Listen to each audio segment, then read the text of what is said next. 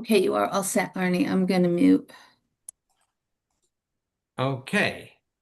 Well, welcome everybody to the August 20th, 2025 meeting of the Danbury Planning Commission. I will open with the roll call. Mr. Chiocchio? Here. Ms. Hofstetter? Here. Mr. Sylvain? Here. Mr. Haas? Here. And Chairman Finaldi is here. We will not need to seat any alternates this evening. We don't have any alternates to seat.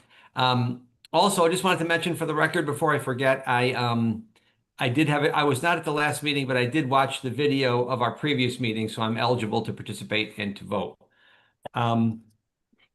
Chairman, Yes. just for the record, as did I, though I will be recusing myself from the same item tonight. Thank you, Perry. Okay. Before we move to acceptance of the minutes, I'd like to ask Mr. Chiocchio if he'd be so kind as to read the Zoom intro. Sure. This meeting of the Danbury Planning Commission is being held on Zoom as a virtual meeting.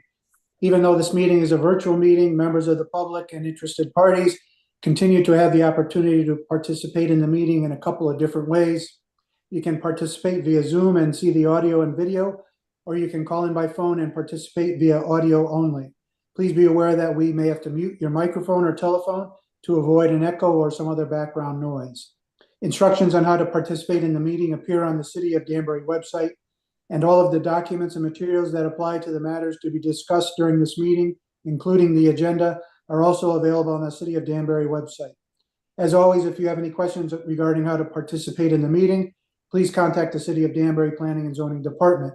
As a reminder, the entire meeting will be posted on and can be seen on the City of Danbury website. We will follow the posted agenda as per standard practice.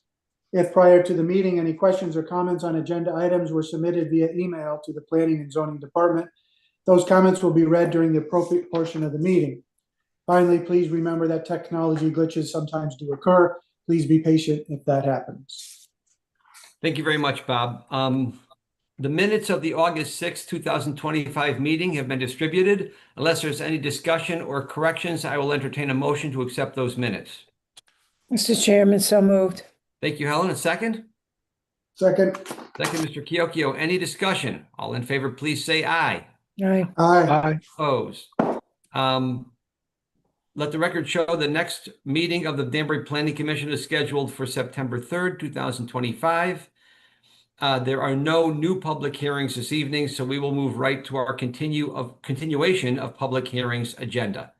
Item 1, Tower Investment Group LLP, application for special exception site plan approval for apartment houses and bank, the Legacy on Main, with trip generation greater than 500 vehicle trips per day, section 3E2, in the DTOD zone, 30 and 34 Main Street, I-15254 and I-15335, special exception number 792.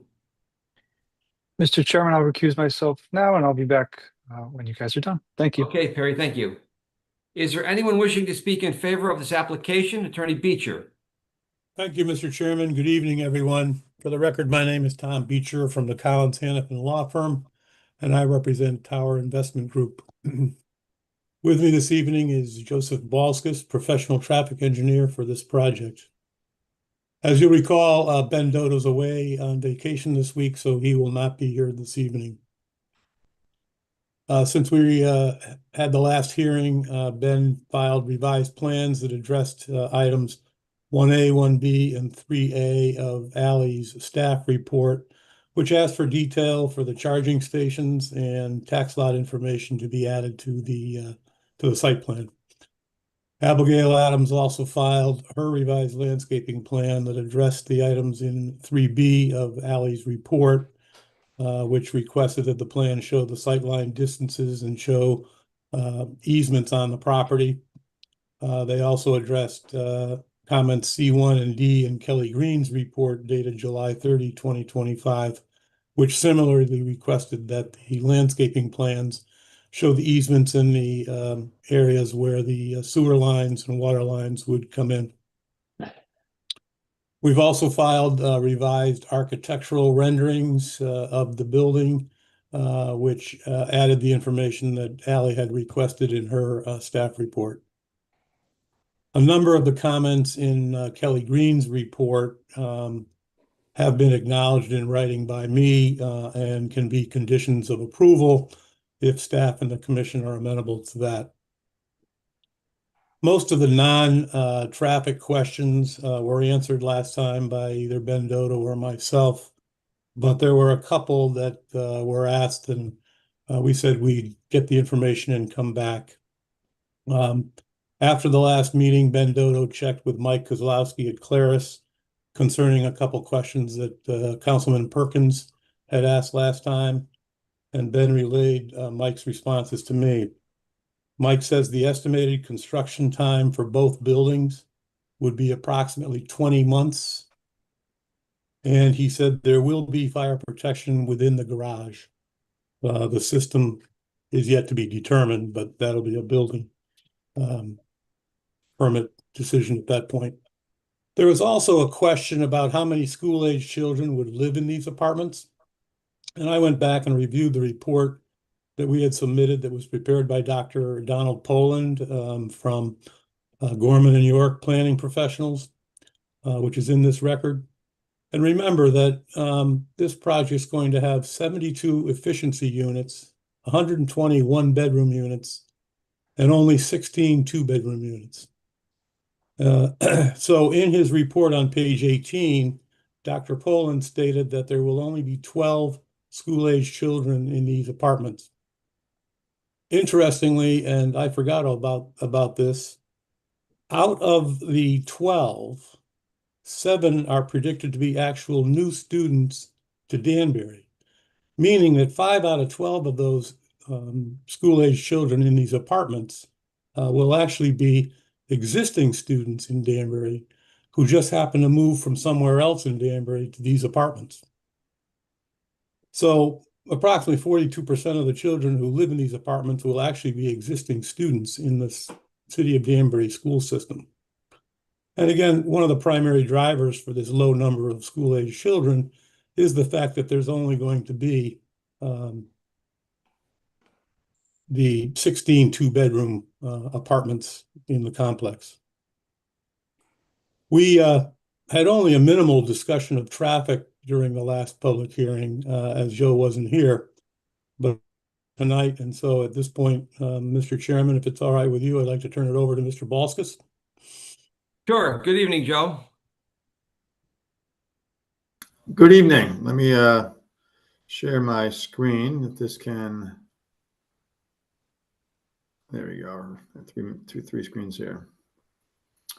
Can you see it okay? Yep. Yes, sir. You're seeing the wrong thing though, I think. I want to show the presentation. Sorry, I'm in a different office today, so let me just try this again. How about now? Can you see the presentation title? Yeah, it was the same thing as last time, but we Oh, can okay. Sorry, my screen was different. Okay.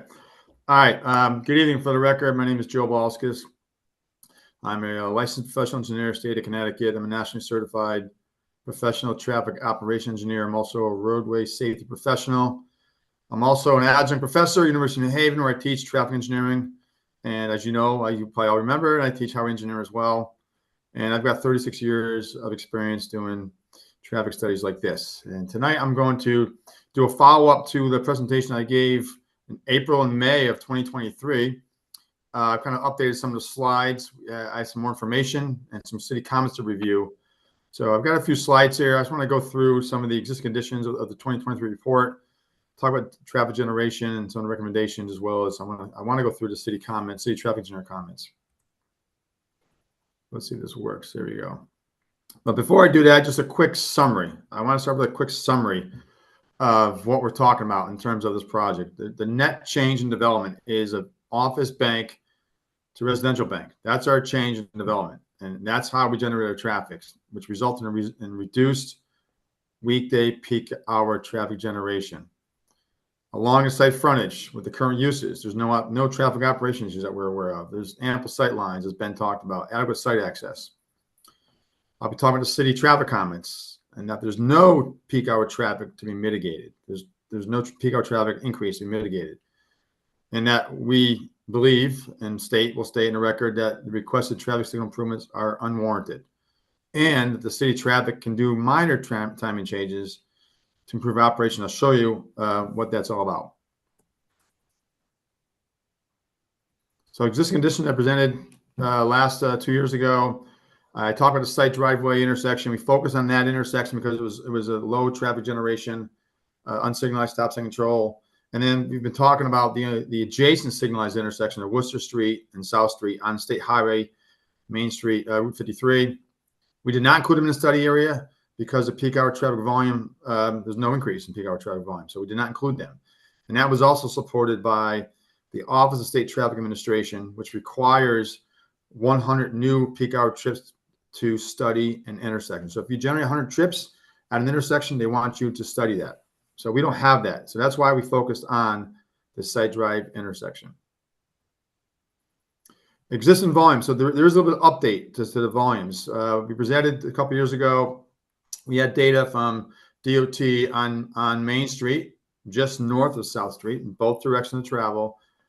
We had in 2013, 2010, roughly, we had 14,000 vehicles. That's per day. So that's total volume per day. In 2022, it was down to 13.3. And then our count also in 2023, a year later, was a little lower, 12,746. So we've seen a reduction in daily traffic. Now this is 2023, just not 2025, obviously, but that's part of the data we collect.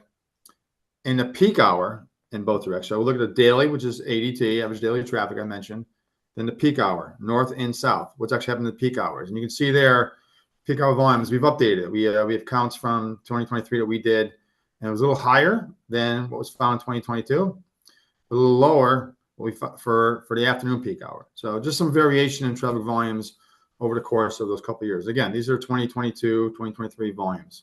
Hey, Joe, I just want to go back to that slide. Just want to make sure we slow down and we're all on the same page. So what you're saying is in front of the site, there's obviously Main Street of Danbury, which is one lane north and one lane south.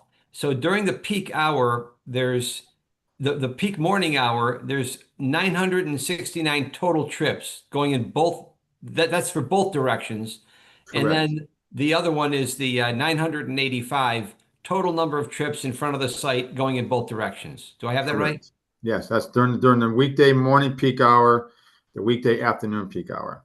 Thank you. So you see it's declined from 1,200 in 2013 to about 985 in 2023. Now, again, this is not 2025. This is the data we have available to us when we did the study back in 2022.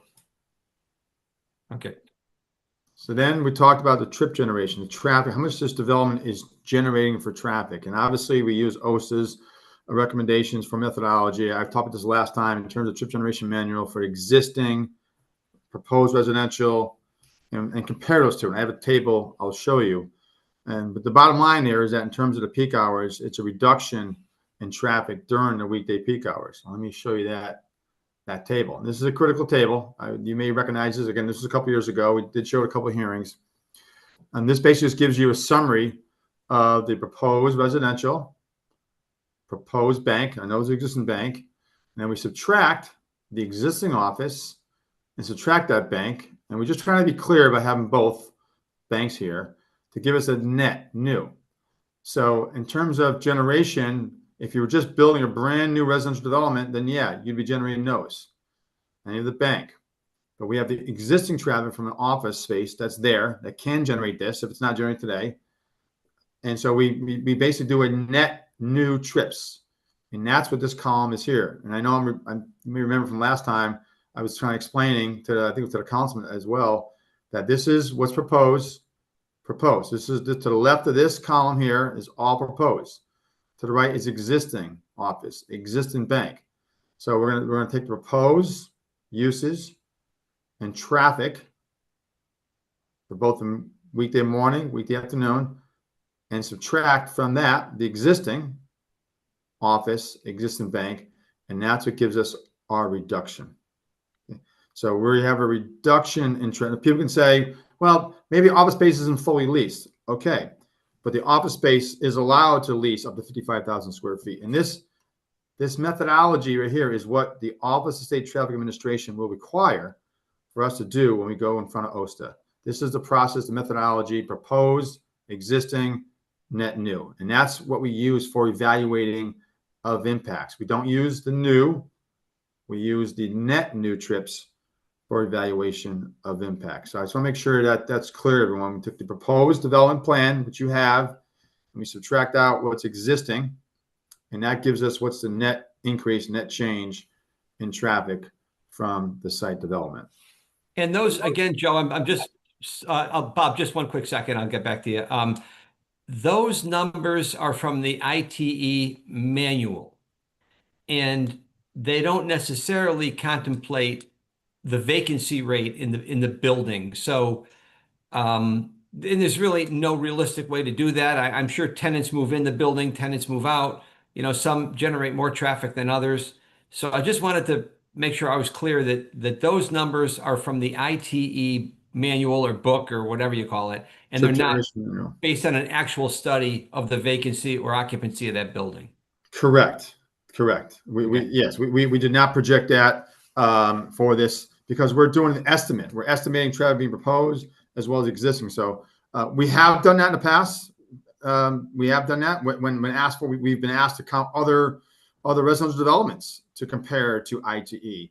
And we found the residential is pretty close to what we've been seeing in the area. Actually, we did a count in Bethel for another project in Ridgefield, and it was pretty close to what ITE has. So, in terms of office space, yeah, you're right. There could be vacancies there, could generate more, but this is trip generation is based on thousands and thousands of studies over various land uses over periods of years to come up with a statistical estimate of the traffic being generated per square foot or per unit of housing.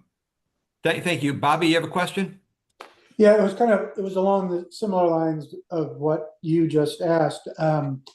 So I understand exactly what you're saying, that this is, if the office building was filled, this is what would happen. Given that it's barely filled today, realistically, what we could expect is pretty much 70 or 80 additional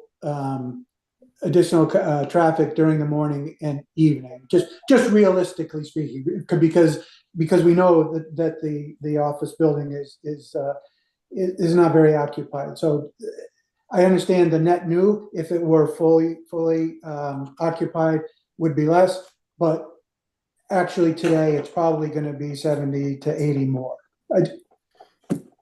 Is really what we're looking at. Understood. And what I would tell you from a state Office of State Traffic Administration is that they do not look at it like that. Yeah, no, I understand that. Okay. I understand that completely. This is how everybody looks at it, and it's the way it's analyzed by the state and by everyone. But for people that are going to be traveling that road, that's not really what you're going to feel. You're going to feel the 70-ish is what I just wanted to confirm. Well, I would argue that you won't feel the 70-ish that you're talking about. The volume is so low, you won't feel that on the road network.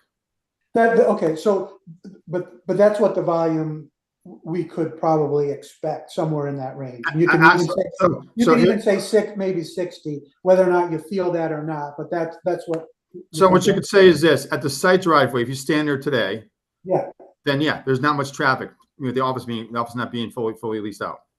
Right. And you stand there, and when this is all said and done, you will see more traffic at the site driveway. Yes, that's a fact. You can also argue that if the office were to be leased by a company comes into the city and wants to lease the entire office building, then you'd have that as an increase. Yes. So that would not be measured as an impact to the adjacent intersections, because that's an existing approved use. Yep, got it. Okay, thanks. And can I follow up with one question? Please. So, Joe, by the same token, in terms of looking at vacancy, that would, Mr. Kyoko's example assumes that all those 208 units are full and not vacant, correct? Correct. Okay. Thank you. Well, we hope that doesn't happen, because I hope that doesn't happen, right? I'm just making the example. Yeah. I understand. Thank you. So this was in the previous presentation about where they're coming from, where we're projected to be coming from. 60-40 is what we projected. We had some volumes in there as well that we projected as part of the same traffic study. I'm not spending a lot of time on that. I do want to spend time on the capacity analysis. That's the focus of Joe, what we're- I'm so, I'm so sorry. Just go back 2 slides. I want to see that we're, yeah. So, okay, so 60% of the traffic approaching this site will be coming from the north and 40% will be coming up from the south. I just want to make sure, the commission members have Yeah, time to that's digest that was our projection a couple of years ago. I have not revisited that, Okay. but it was Alright. based upon existing traffic conditions on Main Street in terms of where the generators were, and that's what we based it upon. So we have not changed that. I don't think it's a need to change it at this point either, Okay. but that was what we generated. And then we obviously had the volume figures that we have at an intersection showing the peak hour volumes on Main Street itself and what's at the site drive when it's all said and done, when this is fully open. Those are the volumes that you would see. And again, very, very low volumes that you'll see coming into and exiting the site driveway. So we did a capacity analysis of the site driveway. We used a OSTA-approved methodology. This is 2023. Look at the peak hours and morning and afternoon peak hours. We looked at the site driveway approach. Obviously, it stopped controlled. We looked at the level of service. We saw no reductions, some minor increases and delays, if you will, in queues, and I'll explain that. And we saw some improved level of service, reduced queues for the afternoon. And what do I mean by that? So this is a table. You've seen this before as well, other studies. This is a site driveway. All right, this is basically the Main Street at the site driveway. The morning peak hour, there's your movements, eastbound, which is leaving the site, northbound, southbound. And these are existing conditions at the time. And then we projected 2024 at the time. And no build means that we did a background growth, assume some growth on Main Street, conservatively growth, that would open in 2024. And what we're showing for the morning peak hour, you do see a little bit of increases. Like the morning peak hour is 17.5 seconds of delay, and you got 19 on the build. You've got 0.12 vehicle volume capacity ratio, 0.32. You've got a queue length of 10 feet and 31 feet, so less than one vehicle. That's expected because residential, you're leaving, right? Office, you're coming in. So in the morning, residential is leaving to go to school, to go to work. Afternoon, we saw an improvement. Office is leaving in the afternoon. All the office traffic's leaving in the afternoon. And we had a level of service E, trying to get on the Main Street, left or right into Main Street. That's the eastbound maneuver. And then we saw in the afternoon with the build a D, because more people are coming into the residential than leaving. So you saw a benefit in terms of you have less people leaving the development as opposed to office. That's why you saw an improvement level of service. The bottom line here is that in terms of queuing, we this was projecting to see a few cars backed up on a site drive trying to get out. This is showing 2 cars to get out. So the site drive itself, there's really no issues from an operational standpoint, and nothing on Main Street as well, which we wouldn't be surprised to see that. Main Street is free flowing. We didn't see any turning issues. If we saw a heavy left turn maneuver into the site, you might see some backups, and that would reflect in the analysis. We don't see that here with this, again, because we're having a reduction in volume. So then adjacent signals that would have been talked about. So we actually did look at it a couple of years ago, Worcester Street as well as South Street. We reviewed the timings, just the timings themselves. I think at one point we were asked to do additional counts. We did do that actually before the application was pulled. We've done some analysis, and we've shown that the traffic that is generated, reduction in traffic, does not impact operations. Now I'll explain in a little more detail. But a simple capacity analysis is all we did at both intersections, and we just simply retimed them. We literally just look at the timing and just made some changes to the timing, and we saw an optimization of the operation. And so we know the city can improve operations for existing traffic and doesn't require any changes to equipment to do that. And I'll explain what that means. So we did and there's another table for you. Now this is the adjacent signal capacity analysis, Main and South Street. It's the intersection to the south of the site. Again, we did traffic counts. Again, this is a couple of years ago. For the morning and afternoon, you see there's a lot of movements there. Eastbound, left, there's lanes there. And we had existing and build. I didn't bother doing no build, just did build because it was a simple exercise. And in the morning at the time, we found level service D and D for the build. So this is us retiming. Okay, this was existing at the time, 2023, existing. Took the city's timings and the signals, and we simply retimed them as traffic engineers do, and traffic staff can do as well. And we retimed it, and you can see some differences here. A couple of E's went to C's and D's. Yes, this D went to an E, all right, but the Q was reduced. All right, so some simple retiming of this, you can improve operations. That's in the AM. In the PM, we saw some pretty drastic changes by simply retiming. And we see this time and time again. Many cities have signals that need to be retimed. They don't get retimed until someone complains. And so they operate as they are until someone complains. And that, I think, is what was happening here, at least in 2023. We did a simple retiming, and we got the level service D in the afternoon peak hour. And so pretty drastic. The capacity was about the same, but the delays, by reallocating the green time to different approaches and retiming them, you can really vastly improve the operation of South Street and Main Street. And again, we're not impacting this intersection, but a simple exercise, capacity analysis, retiming, you can improve operations. Joe, let me ask you a little bit about timing that signalized intersection at Main and South. We all know that's a busy intersection. Yes. You know, we've all been on it. We've all sat in traffic on it. I'm actually dreading school opening because South Street School is not just down the road, and we've all sat behind school buses on that road. We all know that Main Street's a state road, and I believe South Street heading down toward JK's is still Route 53. That's still a state road. So what party would be responsible for retiming all those signals at that intersection? That's a city-owned signal. So it's a city signal on a state highway, which happens frequently across the state of Connecticut. So city owns and operates that equipment at that intersection. It's a city system. So the city is responsible for that. So the city would have to conduct some sort of study or something. We just did it. We could provide the synchro files, the timings. We can provide all that, and the city can implement those. They can go out to the controller and make the changes. They may be able to do remotely. This isn't a system, I believe, so they might be able to do remotely to retime that intersection operation, provide more efficient operation. Okay, then okay, that's been done previously. Okay, good. All So right, that I'll was hold my questions. Go Now, ahead. this is based upon our counts in 2023.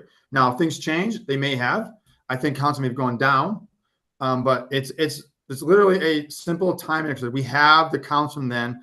The city's video detection out there, they can actually make some counts themselves, and they can, you know, it's what a city traffic department does routinely across state.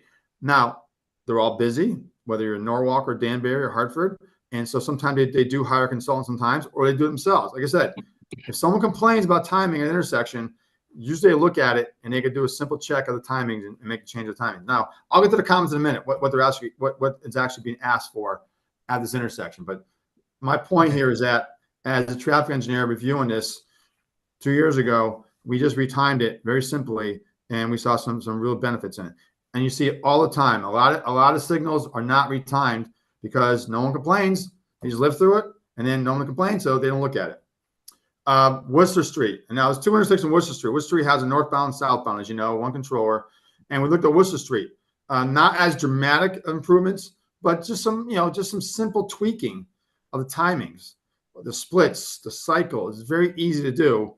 Now, you know, it could be in a system, requires some changes, but still, it's a retiming effort, is what it is. And so you see D to C, D to C, C to B, D to C. So we're not going through all of these. You know, the VC ratios of volume capacity, you know, increase a little bit here. But, you know, so we didn't change that dramatically, but the level of service of delays have been improved, which is simple retiming. All right. And again, those are based on our synchro software from existing timings, and that includes our build volumes, which are reduced. So let me get to the city comments now. I want to talk about the improvements they requested. As I said, they're unnecessary. They're not warranted. I'll go through what they are. They're not necessary for safety. There's nothing here to do with safety for these improvements. And I mentioned already, they're typical for municipalities to provide infrastructure. the city can obtain funding for retimings or improvements. They can return from city, state, and federal funding options. And we do not impact Main Street. So let me go to the comments, actually. Here. All right, hold on a second. All right. I had to close my office door. I thought I was alone in the office. I guess I'm not. So the city traffic comments, I cut and pasted them here. And, what was noted here, proposed project during 100 trips. So what's not being done here is that, as I showed the table, they're not subtracting the existing development traffic that can be generated if fully occupied. So he's not showing their net new traffic. OSTA will consider this all as new traffic. OSTA will. Okay. And so the net traffic increase in peak hours is reduced. Next comment was regarding signalized intersections. Should be analyzed. We have analyzed that. We can provide that. We have that. We did it in 2023. We use city time, as I mentioned already. And again, the city can implement these minor timing changes. It improves operations, and this is typically what a city traffic department does for their infrastructure. Now, this is the one we just talked about in terms of the operation of the South Street intersection. All right, this this intersection here. As you said, it's got a lot going on, a lot of volume, and the city is requesting a revised phasing. This is what they can do. 4 split phases. This is what's operating today.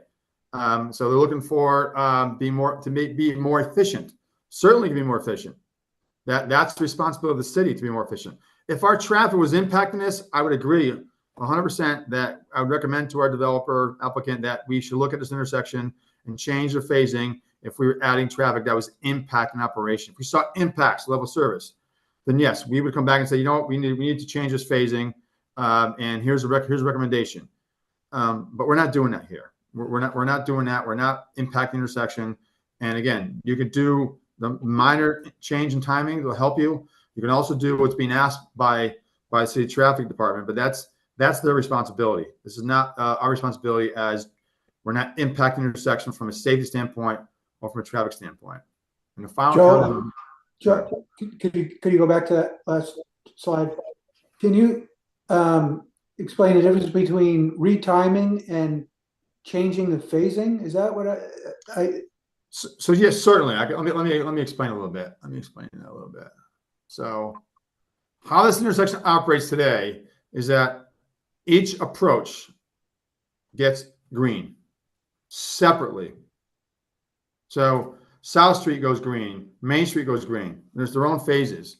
That's what's being referenced here. Okay, 4 separate split phases. So each approach gets a green, yellow, red, then green, yellow, red, like a clock almost goes around in a circle. And what's being asked for is to combine and consolidate. Joe, can I hold you up for one quick? I'm sorry to be interrupting. I really am, but I want to make sure I'm clear on this, Mr. Kiokio's question. So for phasing, so Main Street gets its green light and they go, and then one side of South Street gets a green light, and then Memorial gets a green light, and then the other side. But they're exclusive. In other words, when Main Street is emptying, all the other ones are red, and it goes around like a clock, right?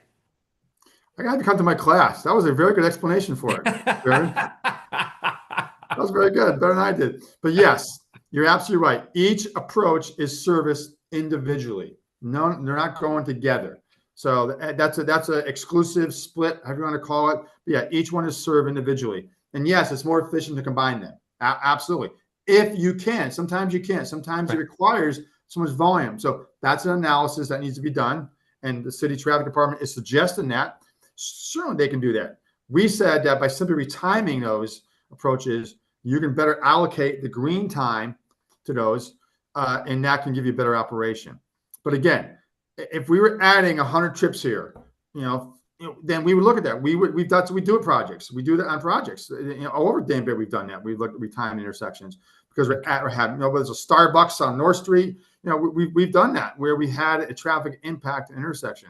This can be done. We've shown that you can do with some minor timing tweaks here and you benefit everyone even before this development is open. So this kind of rephasing of this, yeah, that can be done. That's something that the city should be doing. If they have an existing intersection that's inefficient, it's not unsafe, then they can be looking at that. Now, can we look at it? We're not entitled to. We're not adding traffic there. There's no safety issues that we see with our development. So that's why we're pushing back and saying no, that's not really our responsibility, and it's not warranted. It really isn't. So that's where we're coming from in terms of our conclusion. And doing this for 36 years, I've run into this before. But it comes down to the impact. Is there some things that are easily done? Maybe, but we're reducing volume. We're not increasing volume, as I said. Now, another comment was regarding. Hold on a second. So just to finish up on that. So a rephasing would be having more than one approach go at the same time. Is that what moving? Yeah, you could get Main Street going together, right? You could have Main Street go together, depending on actually you can't, because Main Street has two left turns. You can't do that. See, there's 2 left turns there, so you'd have to change this up a little bit more. So it takes some more review of how you actually how you do that. Could you get South Street to go together? You could. I think that's what the city traffic department is saying, is that, hey, why don't you look at this? Take a look at this and see if you can come up with a better way of doing this.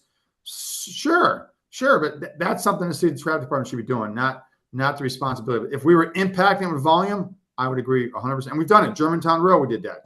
Other projects in Danbury, we have done that. The 7-Eleven over there, we did that as well. So where we're adding traffic, adding approach, that's where we do that.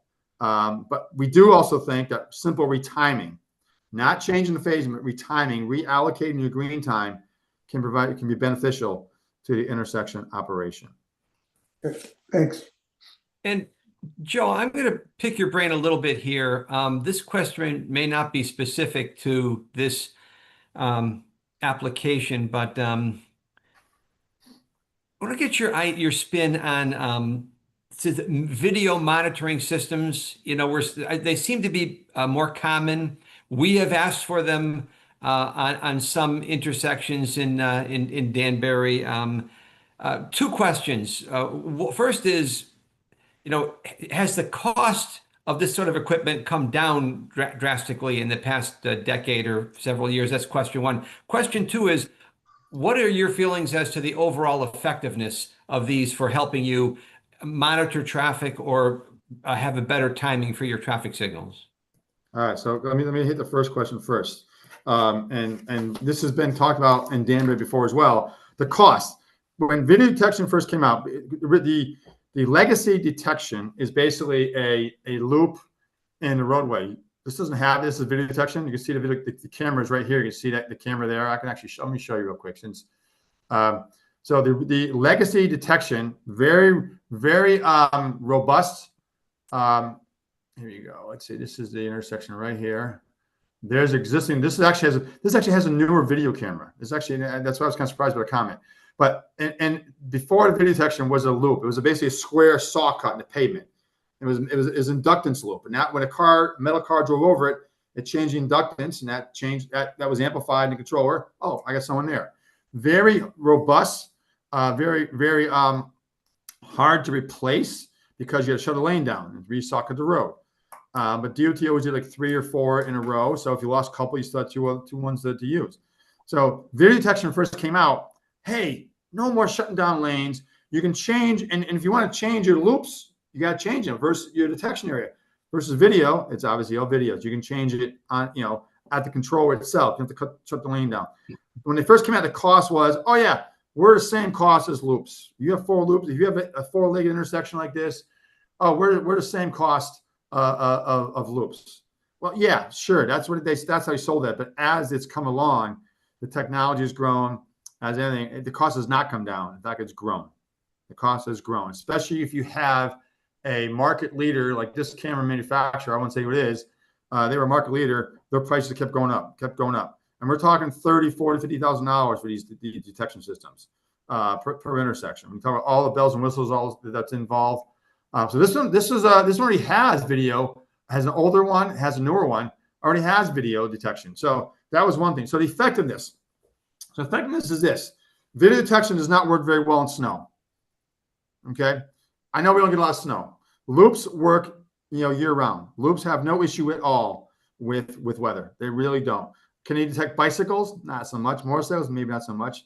So video it can be better and be more effective at detecting things like that. And it's more effective in terms of you can detect, and you can also do data collection. You can count cars, you can count people, you can count bikes. Loops, you can count cars, but you can't count people or bikes with the loops. So are they effective? They are. They're, I've seen studies saying they're almost as effective or accurate as loops. And everyone's saying now they're as effective, if not more, or I should say accurate as loops. Certainly you have more benefits with them from a traffic department operations, that they would rather see video because why?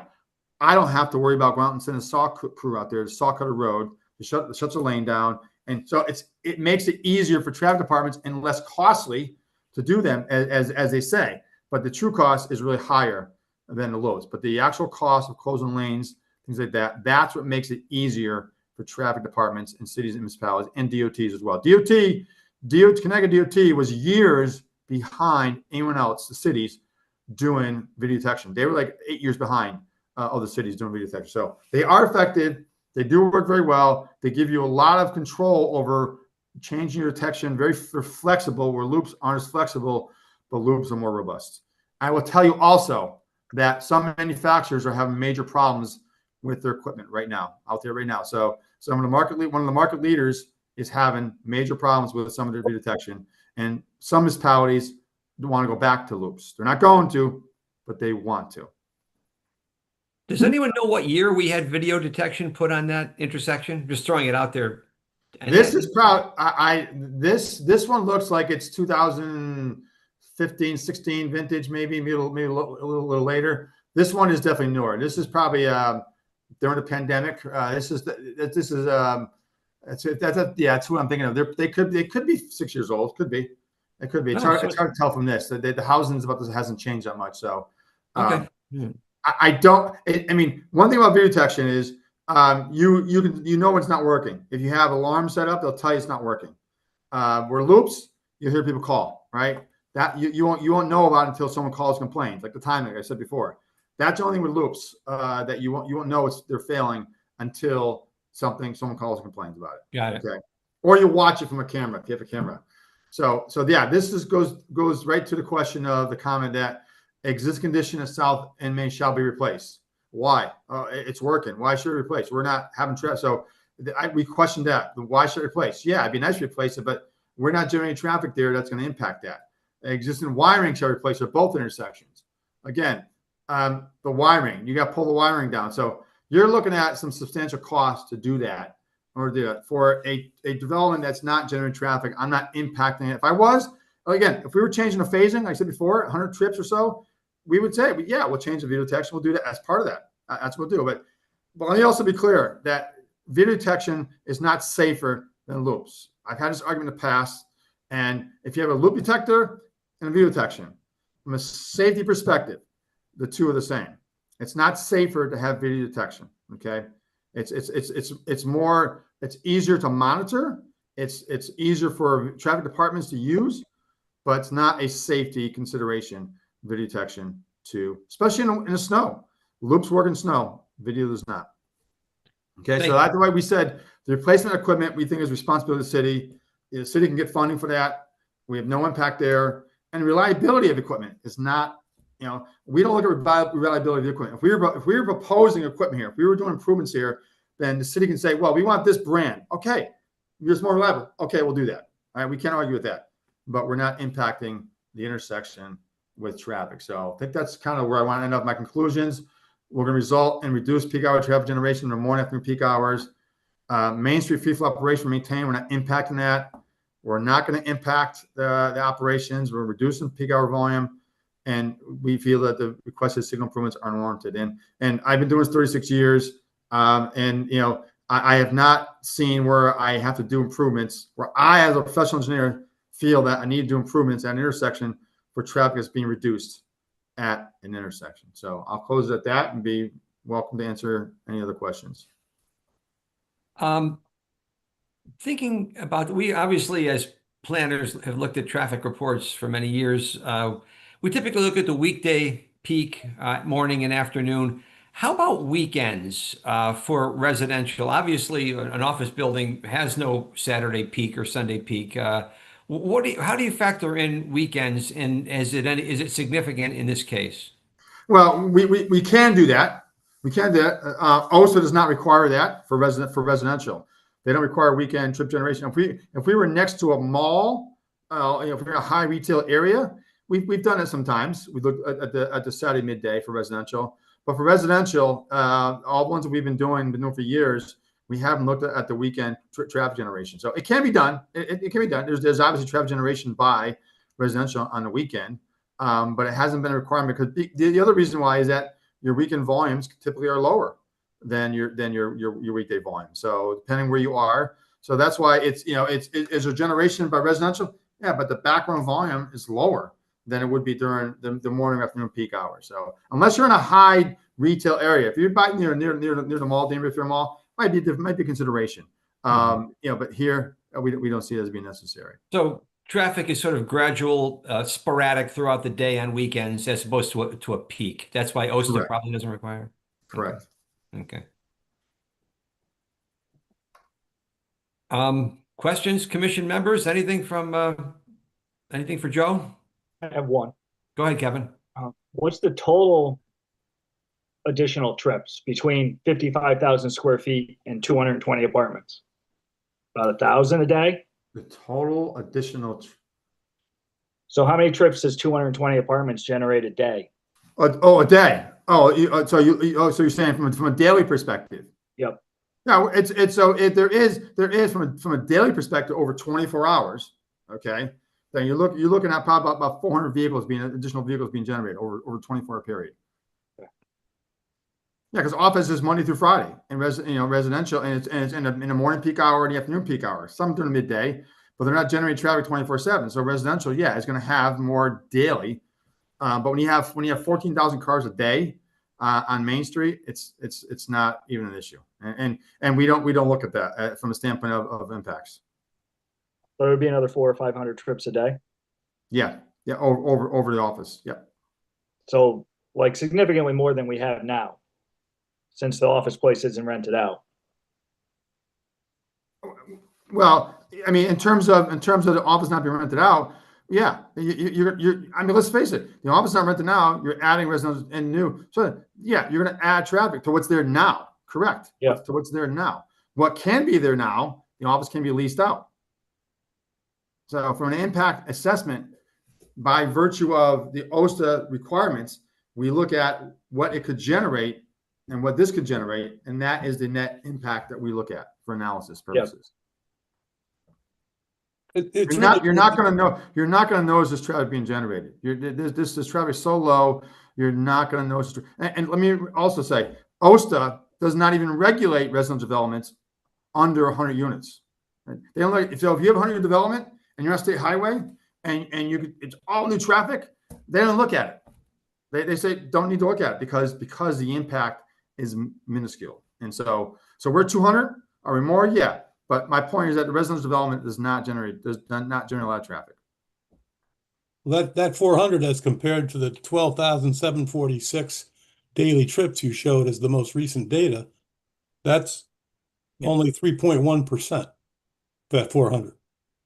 Yeah, exactly. Like I said, I'm not trying to. Not substantial. Yeah, no, it's not. I'm not trying to daily generation, is not a consideration in terms of impacts from OSA standpoint.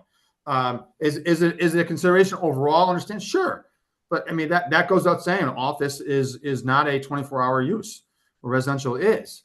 But it's still, with as Tom said, with 12, 13, 14,000 vehicles a day on Main Street, again, you're not going to notice this traffic increase, as you're saying from today. There's less traffic now because the office is not full use, but the volumes we're talking about are very low. Doing this for 36 years, we're not talking about shopping center retail. We're not talking about pharmacy here. We're not talking about drive-throughs.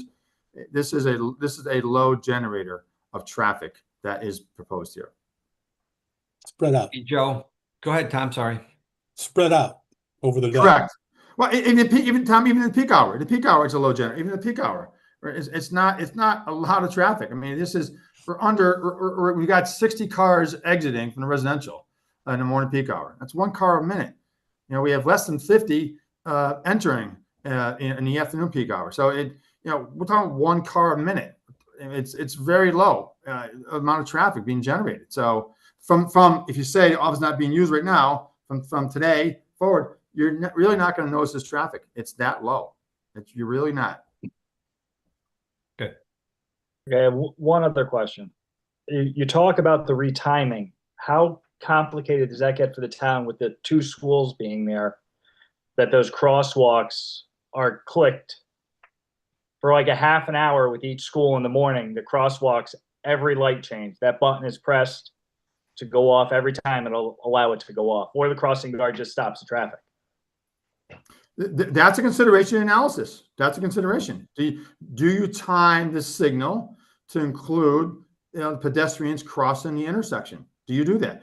I will tell you that DOT doesn't require that, because depending on the area of the pedestrians, how many pedestrians there are, they don't always look at that. So that's up to the city to look at. I mean, yeah, if there's a school crossing guard stopping traffic, yeah, but how long is that going to happen for? Does that cause backups up and down Main Street? That's what the city should be looking at. Should they include a pedestrian phase in the analysis? That's part of the retirement effort. It does cause a little bit of a problem in the morning. The afternoon, we're not at peak, but that morning time with both schools, it gets a little chaotic there. And there may be a need for the city to implement a morning peak hour pattern that's just for that time frame when those schools are in play. So change the timings on one of the approaches to better accommodate that. That's an existing city traffic department responsibility. We will not be impacting that peak hour with this traffic. Thank you, Mr. Belskis. Any other questions at this time, commission members, for Joe? Anything to add, Tom? Yes, thank you, Mr. Chairman. And one question before I go on. Joe, is it universally accepted professionally for you to analyze the peak hours as part of your analysis and determination of traffic impacts? Yes, it's required. Yes. Thank you. Thank you. So, as we've said, commissioners, the Office of State Traffic Administration is going to review this project because it's a state road and it's mandated that they review this project because of the project. In terms of the improvements, Danbury has joined the Connecticut Municipal Redevelopment Authority, which allows Danbury to better compete for grant funds, as well as to secure low-interest loans for projects such as road and traffic improvements on Main Street in Danbury, to enhance Danbury's commitment to the revitalization of downtown Danbury, and to reinforce the proclamations made in the Plan of Conservation and Development that downtown infrastructure is ready, including its traffic and sewer systems. As Joe indicated, the city traffic engineer states that the project will generate 100 trips during the morning peak and 120 trips during the afternoon peak. But as Joe said, that's just not a fair way to portray it. In fact, the AM peak is going to be net 20 trips less, and this is the professional way it gets analyzed, in both peak hours. So this project's not adding traffic during the peak hours. And during the peak hours, we talked about 969 trips during the AM, total peak going by on Main Street. This project's adding minus 20 to that figure. 985 trips during the PM peak going by on Main Street. This project adds net 20 to that figure. So there's no impact whatsoever from that. With respect to the levels of service, as Joe said, post-construction at this site driveway, the level of service is going to remain at D or better, and actually will improve over existing conditions, as Joe indicated. And if you look at table 5, which was in the supplemental materials that were provided to you, and Joe put them up on the screen, the levels of service at both intersections are going to be at least at the same level of service or better in every category except one. And overall, the levels of service are either the same or better at these intersections after this project is built. So all of these analyses establish that the intersections are simply not being impacted by this project as compared to existing conditions. The city traffic engineer has not cited one single safety reason for us to improve those traffic intersections. The intersection at Worcester and Main is almost a quarter of a mile north from this particular site. There's many properties between this site and that particular intersection that contribute to the traffic on South Main Street. And most of this traffic on South Main Street is through traffic. Main Street's a main road in the city. It's a state road in the city. The intersection improvements should be accomplished by the state and the city and not be required from one of the first applicants to come before you under the new DTOD regulations.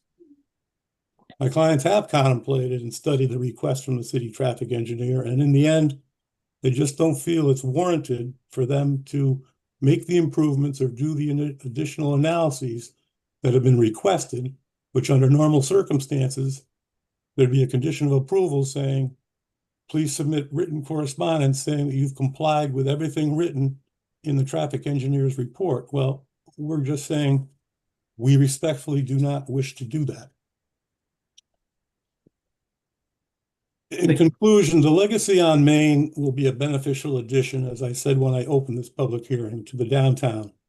These apartments are going to be rental units. The project is consistent with the Plan of Conservation and Development, which focuses on the redevelopment of downtown Danbury and focuses on offering new apartment opportunities.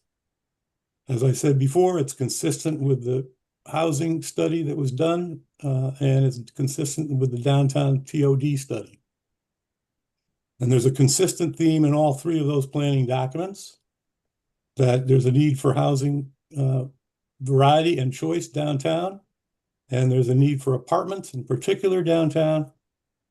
And so the commission can easily find that this project complies with the Plan of Conservation and Development. This project also complies with the special exception standards in your regulations. The use and the design are certainly compatible with the downtown neighborhood. I personally agree with Paul Rotello, who said he thought the design of the building was really good. I agree.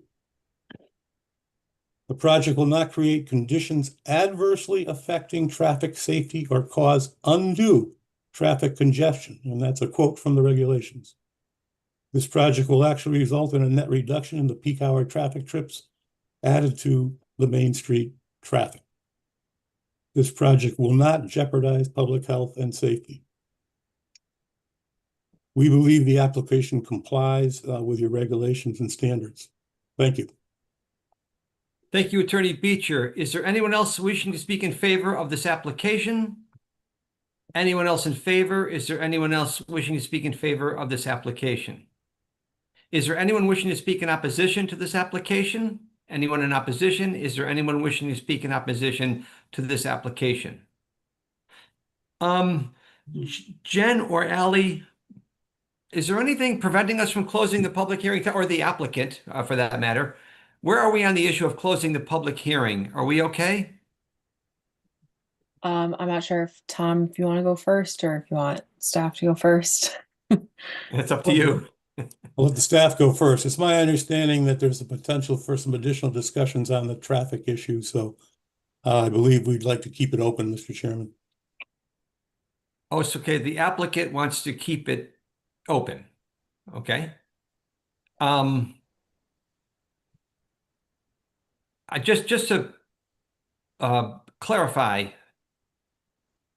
I mean, I can only speak for myself. I'm satisfied with the traffic presentation that I heard this evening, but I will defer to the other members of the Planning Commission. I mean, you've all heard Mr. Balskis's report. We've asked many questions. We've read the report from our own traffic engineer.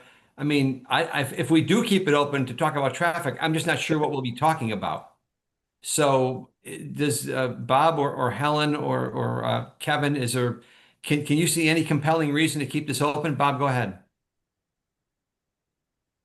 You're muted. You're muted, Bob. You're a silent movie. Sorry about that. Yeah, I agree. Unless there's other issues that staff would like to keep it open or other, the traffic issue, I don't think it's warranted to keep it open. I'm okay with the traffic explanations and the way it is, so. Then I'll take That's my back what I plan. said. Okay, all right. Helen or Kevin, anything you want to talk about? Mr. Chairman, I just want to say, I mean, I would like to see some settlement on that, and if we can do that without without having to continue the public hearing, then that's fine. But I mean, bottom line is we should come to some agreement here. The traffic engineer, needs to respond to this, in my opinion. And hopefully it can get settled beyond the public hearing. I think that's what you just said too. Excuse me, Well, Mr. Chairman. Uh, When you get done, the planning director has his hand up. oh, okay. Waleed, why don't you go right ahead? You're on mute, Waleed. Good evening, everyone. And, Yes. thank you very much, Joe and Tom, for the presentation. I'm going to say something here, but I don't want to appear to be contradicting myself. First off, I talked to Tom before and the applicant, and I share most of what they were talking about in terms of what is actually needed from the applicant in terms of improvement. That being said, I had a lot of discussion between myself and our city traffic engineer. I did not share the views that he had. However, I would like to actually give him the opportunity. I will work with our traffic engineer and the engineer from the applicant to see if we can reach kind of a mutually agreed upon plan going forward. And what I meant here, yes, I understand the application based on what was explained will not result in new tape generation. However, I need to qualify this by saying this is assuming that the existing building is all used for office spaces. No. Majority of it is unused, and it's to come to use more office spaces, most likely there will be a need for some improvement because there will be additional traffic generation.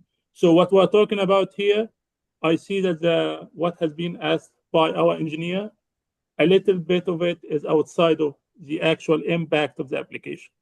However, that being said, from my point of view, my professional point of view, there might be wiggle room for some improvement to be done by the applicant. And that's why we asked for 2 weeks. Within the 2 weeks, there will be internal discussion between the staff, the applicant, and the applicant's engineer, and hopefully we'll be able to reach an agreement. So that's why I recommended that we keep the public hearing open. Okay.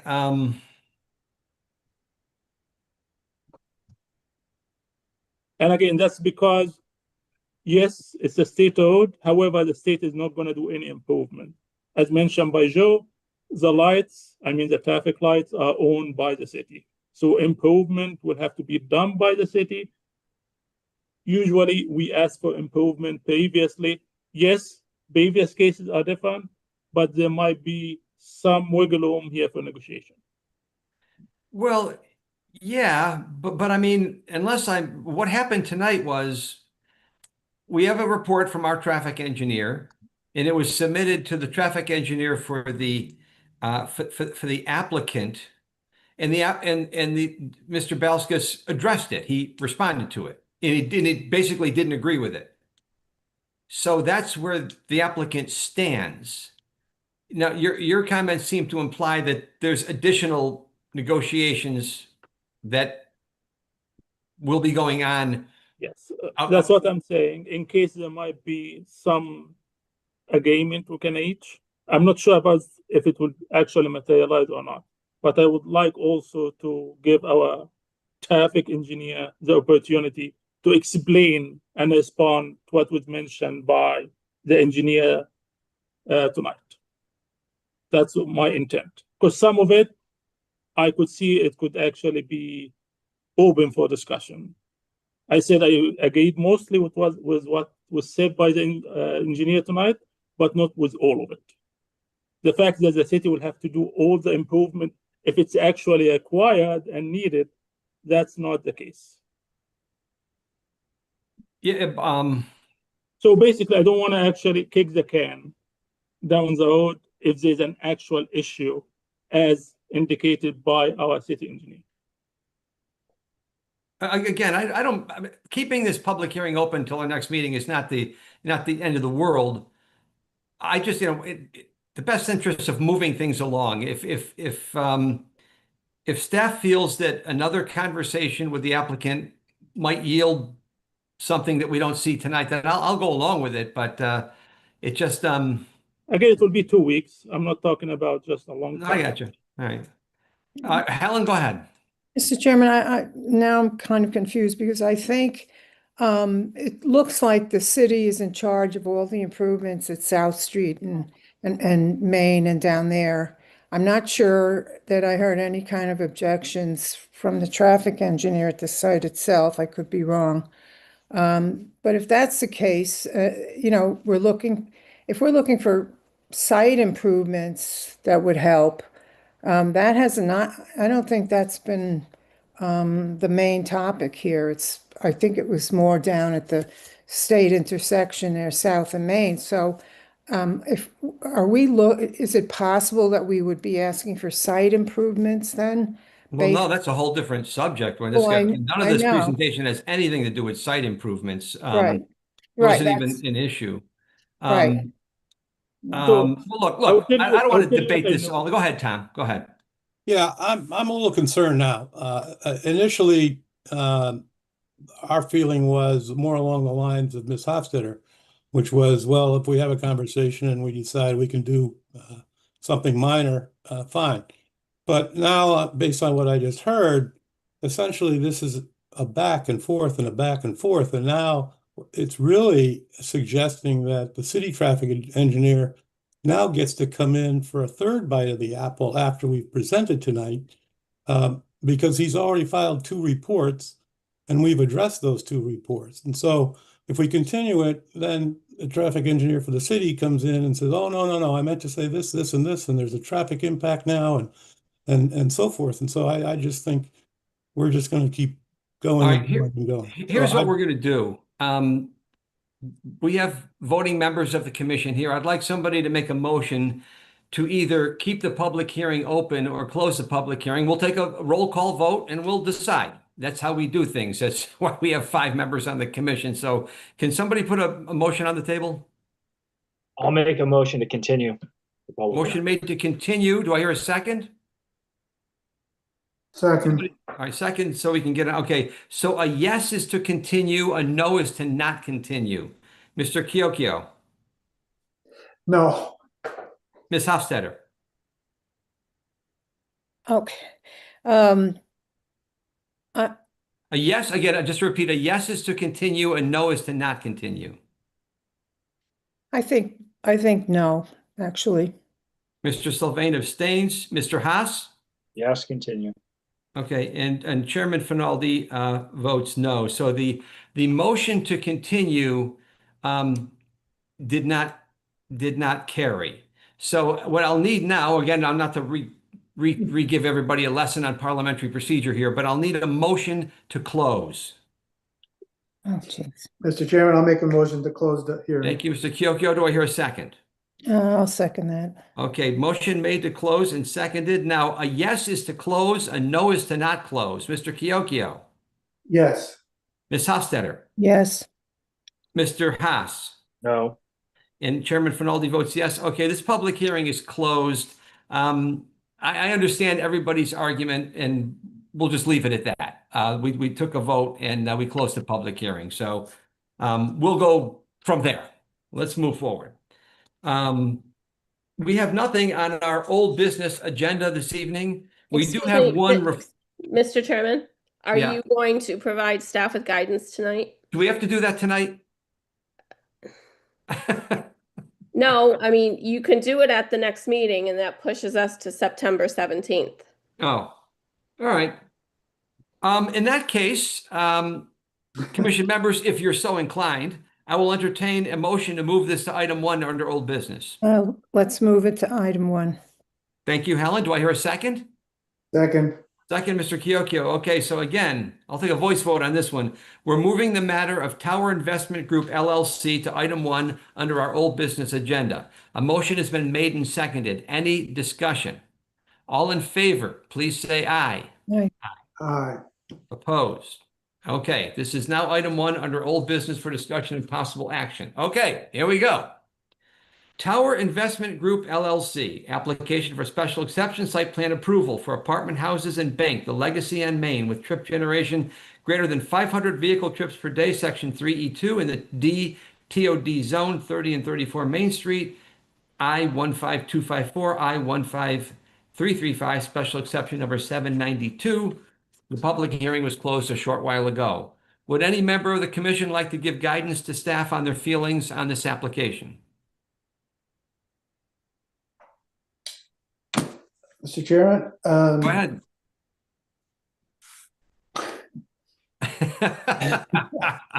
where to begin?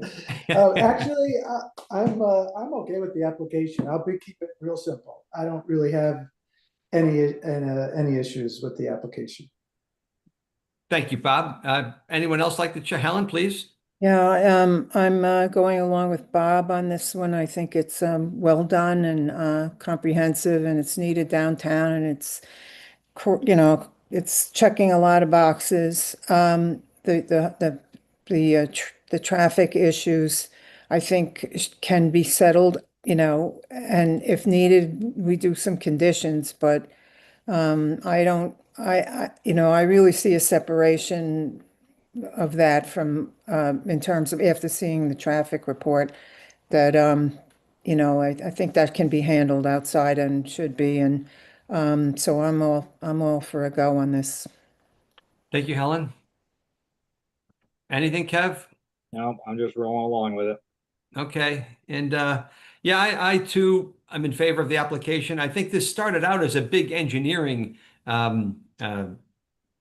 application with a lot of complicated engineering issues. It evolved, then get those straightened out, went down to a traffic issue. But I think Mr. Balskis did present a very thorough presentation on traffic. And, you know, at some point in the evolution of the world, will they stop using the ITE manual and start looking at specific buildings and vacant pieces of land and factor in some sort of vacancy? I guess so. Maybe they will. But right now, the ITE is the Bible. It's what all the professionals use. There's not a hell of a lot we can do about it. Right, Joe? So anyway, you can't say anything. The public hearing's closed. But anyway, I too, and again, just as Attorney Beecher closed with, the need for more and affordable housing in Danbury is very well documented, particularly downtown. So that's not even an issue. That's documented. So so there you go, Jen. You wanted feedback, you got it. Okay. All Thank you. On behalf of Ally and I. Okay, Ally, you too. I'm sorry. Yes, okay, that was it for old business. And we're going to move right to our first and only referral. It's an 824, August 2025 City Council Agenda Item number 12, request for water main extension for 55 Newtown Road, L12023. Ally, is it you or Jen talking about this one? I'll do this one, Mr. Chairman. Please. This is fairly straightforward. Again, for the record, Jennifer Eminger, Deputy Planning Director. The Planning Commission approved this project a few months ago, 55 Newtown Road. If you recall, it was next to Plum Trees Plaza, included the bank with the drive-through and a fast food restaurant with the drive-through. Part of the site improvements and utility work includes the extension of the water main on the site to construct a fire hydrant for fire accessibility. And because those lines are public, municipal, they have to be extended onto the site, which requires the water main extension. Staff has no objection to this referral. Questions for Jennifer? Bob? Just one quick question. So is there city water, and I can't quite remember, is there city water and sewer already at this site, or they're going to have to do that, or this is just for this is separate and just for the fire hydrant? Sorry. This is just for the fire hydrant because they require separate services. You can't share a water main. The lateral that serves the water supply to the buildings can't be connected to the fire hydrant. They have to be separate water services. Got it. Makes sense. Okay. Thank you. Thanks. And again, the hydrant and the appurtenances, which is everything that goes with the hydrant, is located within the main, again, a separate line that is turned over to the city. Yep. Got it. Thank you. Thank you, Jen. Any other questions for Jennifer on this referral? Nope. Hearing none, I'll entertain a motion for a positive or Wait. negative referral. I've had the Perry, night I'm off. sorry. I'd love the chance to, you know, contribute a little here. I'd like to make the motion for a positive referral, please. Thank you, Perry. Motion made for a positive referral. Do I hear a second? Second. Second by Helen. Any discussion? All in favor, please say aye. Aye. Opposed? Positive referral. Thank you, Jen, on that one. Thank you. Commission members, there's an item under new business. You'll see MSM. That's going to be a public hearing. We'll hear on September 3rd.